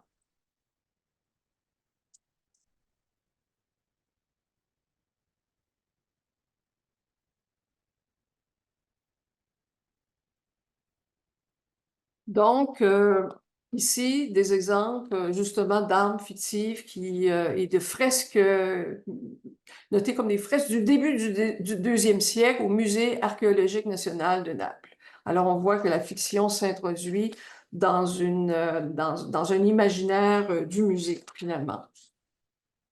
Donc, ces artefacts sont mis en scène par l'IA, comme dans une exposition muséale. Ils sont assortis, donc, comme vous le voyez, de fausses légendes qui indiquent leur lieu d'exposition fictif. Et le second type d'image qui a été demandé à ChatGPT compose des mises en scène de la vie quotidienne. Donc, le résultat va créer une symbiose étonnante entre l'iconographie de l'époque et les dispositifs techniques qu'aurait pu engendrer une ingénierie inspirée de l'ère industrielle. La tête de repos va se substituer à une statue antique, un citoyen romain habillé d'une toge se penche sur une machine électrique, un char est propulsé dans l'arène par un moteur électrique, les galères sont poussées de l'avant par la force de la machine à vapeur. Donc, le résultat est le produit d'un assemblage ou d'une collaboration humain-machine. Le processus créatif part d'une intentionnalité humaine, donc celle de Raphaël Dohan, exprimée sous la forme des prompts, et suivi de la réponse de l'IA à la proposition humaine.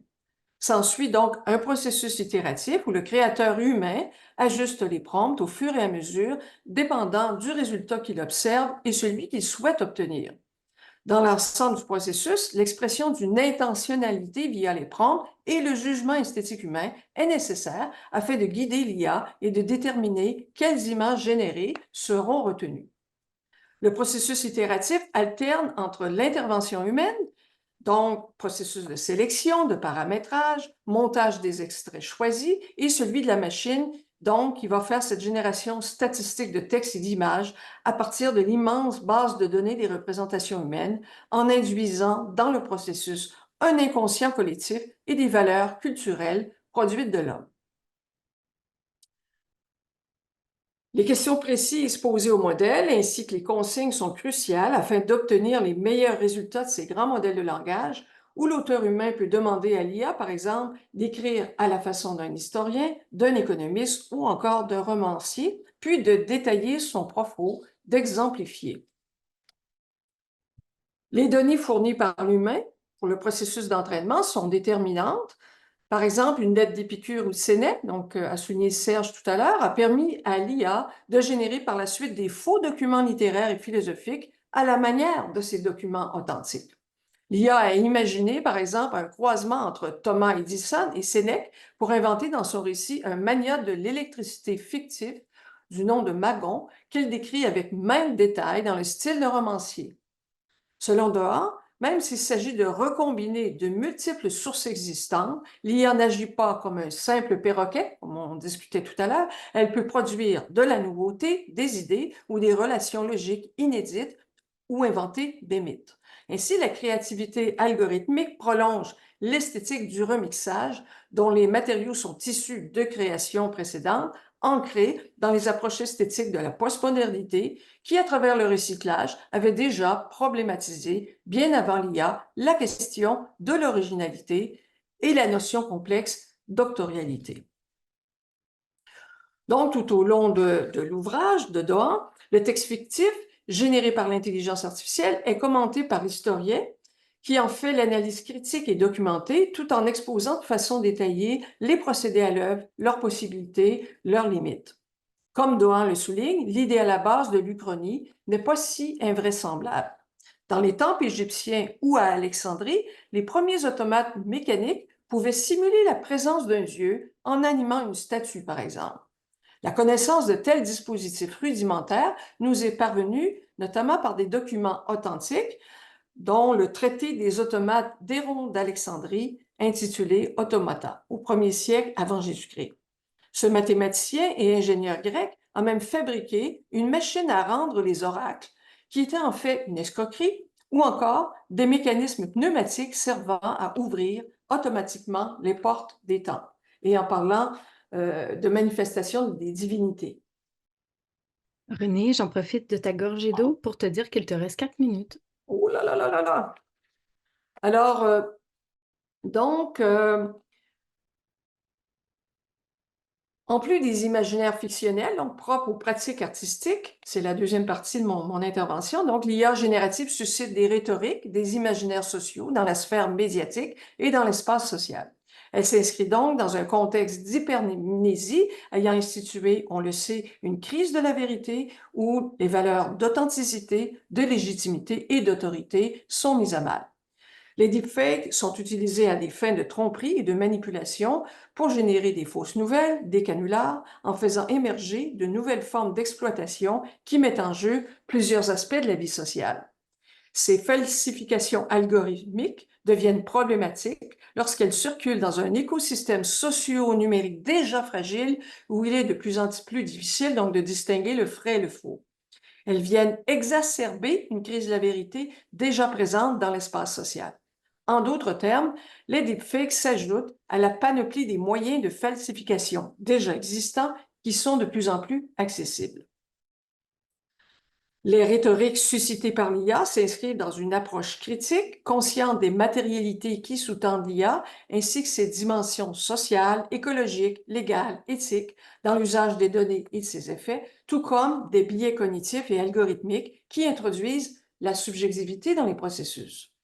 Ces questions sont primordiales afin de saisir non seulement l'espace de possibilités créatives qu'ouvre l'IA, mais également ses enjeux et ses risques bien inscrits dans la matérialité du monde.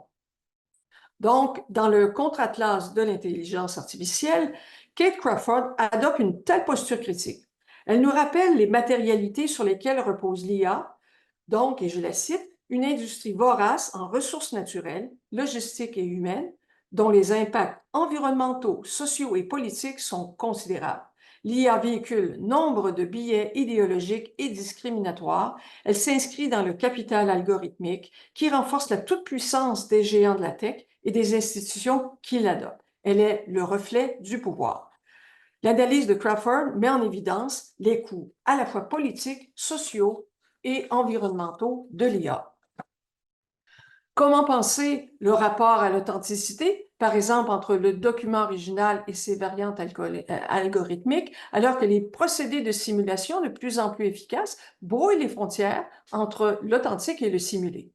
Ces dispositifs oscillent entre factualité et fiction selon des fins créatives ou malveillantes et le cadre pragmatique de leurs usages. Donc, l'IA générative met en doute l'authenticité du texte ou d'image en posant des controverses. Elle problématise donc la notion même d'archive. Et comme il me reste peu de temps, je vais sauter l'exemple que je voulais donner du général de Gaulle pour aller à celui de Nixon, donc qui nous annonce un désastre sur la Lune. The men who went to the moon to explore in peace will stay on the moon to rest in peace.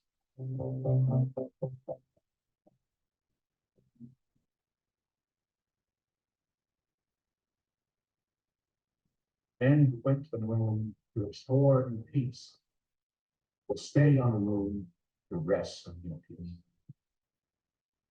These brave men, Neil Armstrong and Edwin Aldrin, know that there is no hope for their recovery.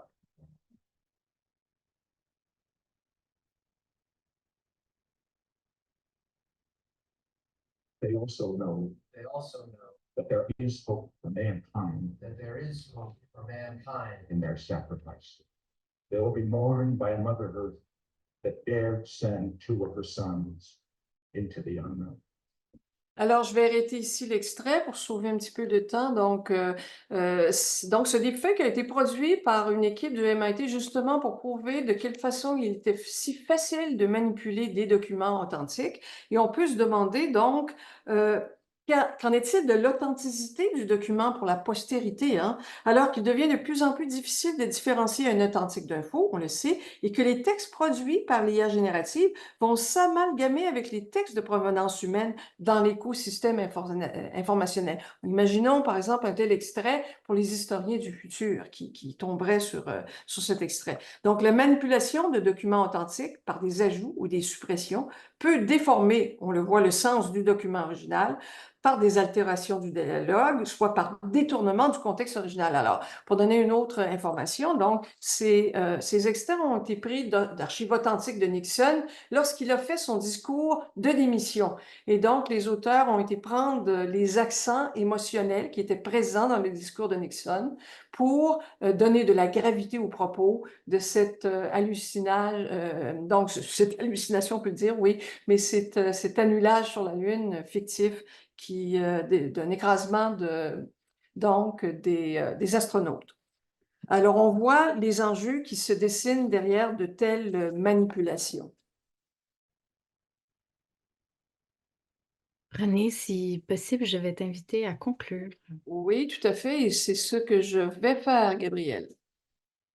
Donc, je vais terminer ici par cette image, donc, en vous disant que si les manipulations des faits de propagande ont été très répandues dans les régimes autoritaires, hein, on sait que ce n'est pas nouveau ce phénomène, elles déstabilisent de plus en plus des démocraties.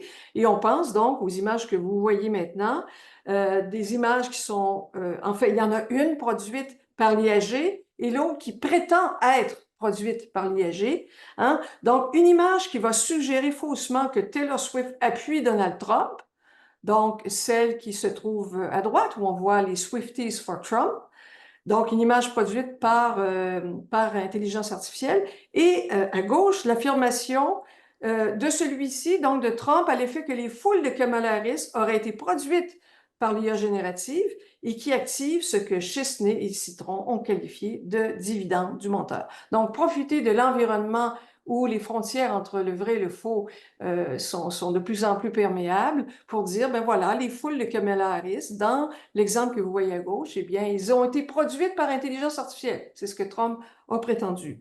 Donc, on voit que, pour conclure, si l'IA générative dans les arts trompeurs démontre les pouvoirs inventifs indéniables du simulacre, on peut imaginer comment de telles technologies peuvent falsifier les témoignages, manipuler l'histoire afin de renforcer les croyances ou de soutenir la rhétorique d'une idéologie particulière. Et on voit que les cas qu'on a examinés aujourd'hui problématisent les puissances et les limites de l'IA. Et donc, je termine par cette image qui me suit dans beaucoup de présentations. Donc, je vous laisse lire la vignette. Donc, voilà. Je vais couper mon partage d'écran ici.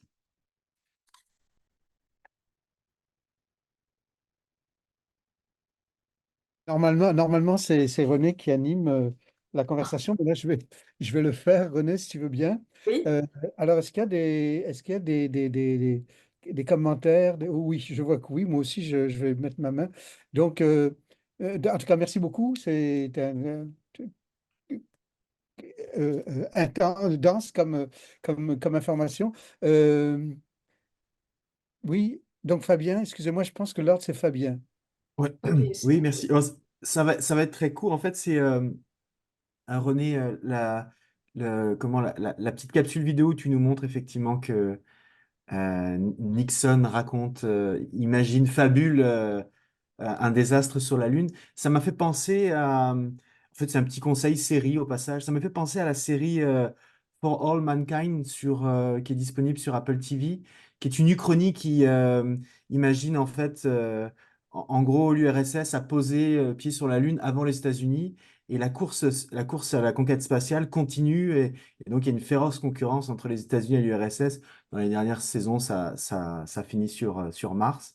Mais ce qui est intéressant, c'est il y a en toile de fond de cette course à la conquête spatiale, il y a, alors j'imagine que c'est pas forcément l'IA qui est utilisée, mais il y a beaucoup de faux qui sont créés. Donc on voit d'anciens présidents qui disent, en fait, comme dans Forrest Gump, il y a un jeu sur les archives pour appuyer justement cette uchronie. Enfin, si ça t'intéresse, je t'encourage le visionnement de cette série parce que c'est assez délicieux, pour reprendre l'expression de Serge. Donc, voilà, j'avais juste ça à donner comme information. oui. Merci. Alors, bon, ben, je peux réagir simplement en disant que ce que j'essaie de faire, je pense que c'est une sorte de synthèse, hein, ça fait maintenant 3 ans, 4 ans qu'on travaille sur ce thème, où on a abordé la question de la tromperie et des puissances du faux de bien des façons. Et donc, j'ai essayé de faire cette synthèse en montrant comment ces puissances du faux vont agir du côté des arts trompeurs, donc des pratiques artistiques, comment ils vont agir également dans l'espace social. Et dans la dernière image présentée des deux foules, hein, une créée par intelligence artificielle et l'autre qui n'est pas du tout fictive, on voit ce mélange de l'espace, et moi je trouve ça assez fascinant, dans la campagne électorale qui se déroule, où on sait que Elon Musk, par exemple, qui supporte Trump, se sert de ses milliards et de la chaîne X, hein, pour multiplier les deepfakes. J'en ai donné un ici, mais il y en a à profusion actuellement qui circulent dans les réseaux sociaux et qui vont créer des faux messages. Et voilà, on y est là dans cette dynamique électorale. Donc, Serge. Merci beaucoup, René. C'était délicieux, savoureux. Alors, j'ai une question pédagogique pour toi, mais peut-être pour l'ensemble de l'auditoire, une question vraiment que je me pose, parce qu'en fait, on est tous d'accord pour dire que c'est très important pour nos étudiantes, nos étudiants de développer un esprit critique, une démarche réflexive, une compréhension du fonctionnement des IA, des deepfakes. Mais qu'est-ce qu'il faut enseigner véritablement et comment est-ce qu'on le fait? Jusqu'où faut-il faire pour comprendre? On a une devise à l'UTC, on dit comprendre pour faire, faire pour comprendre. Mais jusqu'où est-ce qu'il faut rentrer dans la fabrique, dans la conception? Est-ce qu'il faut faire aussi aux étudiants, par exemple, un deepfake, leur faire fabriquer un deepfake pour mieux comprendre comment ça fonctionne, ou l'analyse des deepfakes suffit? Voilà. Jusqu'où faut aller dans la technique? Pareil pour les LLM. Pour comprendre comment fonctionne un LLM, jusqu'où faut-il aller pour quel type de compréhension on veut pour nos étudiants? Voilà. Donc, c'est des questions de littératie numérique, moi qui me travaille beaucoup actuellement. Donc, si vous avez des pistes, comment vous faites-vous pour faire mieux comprendre à nos étudiantes et nos étudiants ce principe des IA et des deepfakes en l'occurrence? Je pense que c'est une question intéressante qui nous travaille tous et je pense justement à l'intéressante conférence de Khaldoun sur ce sujet, comment on s'adapte dans le monde universitaire avec ces phénomènes. Et chez nous, à l'école de design, ce qu'on pense, c'est qu'il est bon et bien de montrer aux étudiants comment ça marche en dessous. On leur demande d'ailleurs dans un autre cours que je donne d'analyser des images trompeuses. C'est une initiative avec l'Université de Lille, avec Sylvie Merbiel. Donc, on doit demander aux étudiants d'aller chercher une image trompeuse qui peut être de toutes sortes de provenances, autant de l'intelligence artificielle, bien sûr, que de toutes les techniques de propagande qu'on connaît avant, et de montrer comment ça marche, et demander aux étudiants d'analyser et d'être conscients finalement des processus qui sont en arrière, et aussi d'être conscients que ce qui arrive, ce qui déboule dans notre espace médiatique présent, existait depuis, et ça suit l'histoire des médiations, ça suit l'histoire des médias. On sait comment, à chaque fois qu'il y a eu une technologie nouvelle, la radio par exemple, comment, dans une époque donnée, on s'en est emparé. Je pense à Hitler, à la Deuxième Guerre mondiale, avec l'arrivée de la radio, qui est un phénomène quand même tout à fait nouveau, que la voix puisse rentrer dans une maison, être écoutée, et puis donc, ce média a été utilisé à des fins de propagande, on le sait.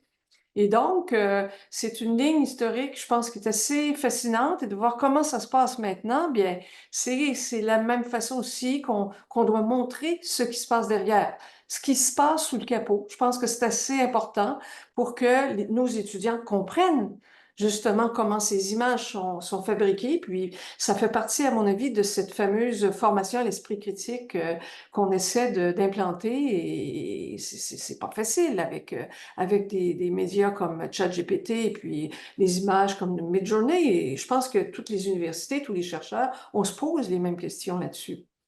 Donc, Jean-Marc, tu voulais intervenir? Oui, ben oui. En fait, c'est une question un peu générale qui s'adresse à tout le monde, une réflexion, un peu comme Serge vient de le faire. Euh, je suis quand même frappé dans vos deux présentations, il y a quelque chose qui est sous-jacent. Je pense pas que Serge ait utilisé le mot, mais toi, tu l'as utilisé. René, c'est la question du plaisir. Et en fait, dans la tromperie, dans le floutage des agentuités ou dans ce que Bashimo appelle donc le passage à la limite, il y a quand même le plaisir ça provoque du plaisir.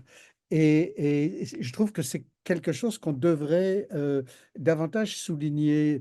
Je pense, les dernières lectures importantes que j'ai faites, moi, c'est le contre-atlas de l'IA, c'est le capital algorithmique, ou c'est tout dernièrement l'éloge du bug de Marcello.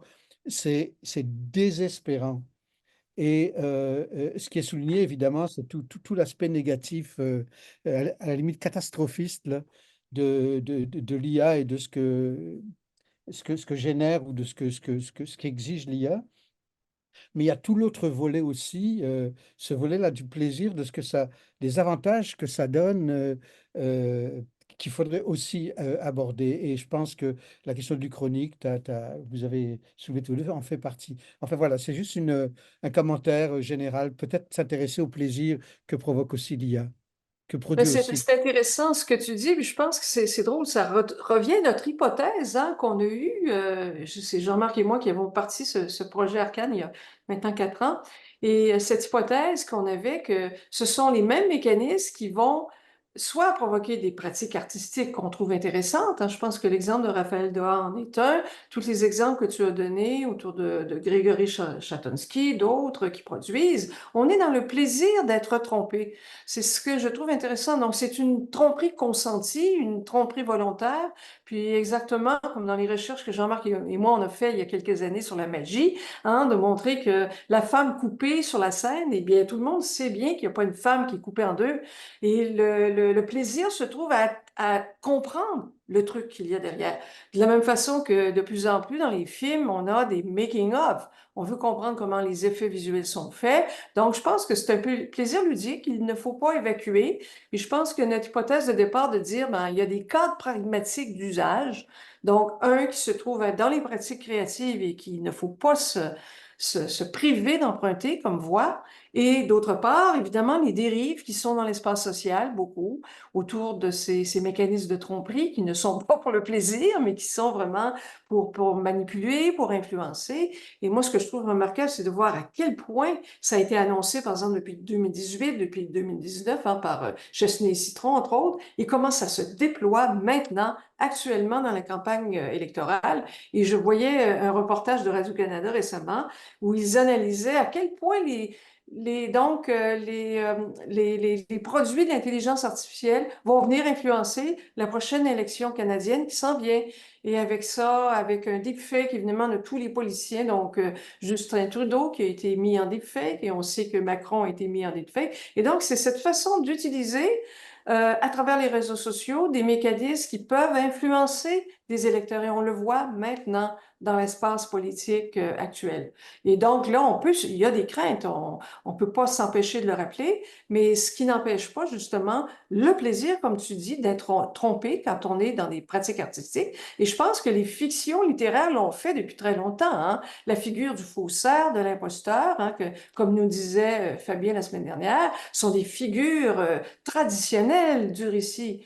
On aime jouer avec ses limites dans la fiction, beaucoup, beaucoup, beaucoup, on le fait énormément, par exemple, de brouiller les passages entre le réel et puis le fictionnel, hein, comme on le fait dans plusieurs fictions, en disant, ce que vous allez entendre sur ici, il est vrai. Donc, de donner un pouvoir d'immersion à la fiction, dans la fiction, en disant, mon récit est vrai. Et c'est une technique très connue, finalement, dans le domaine de la fiction littéraire.